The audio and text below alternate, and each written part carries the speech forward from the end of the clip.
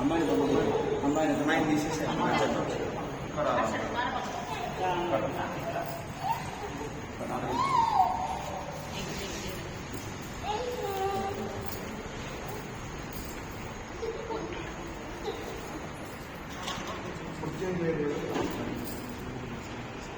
त्रयं बलङ्गिरामहे ब्रह्मश्रवद्धनं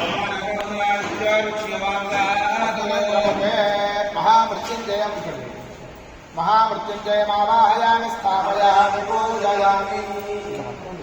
अमृतं वै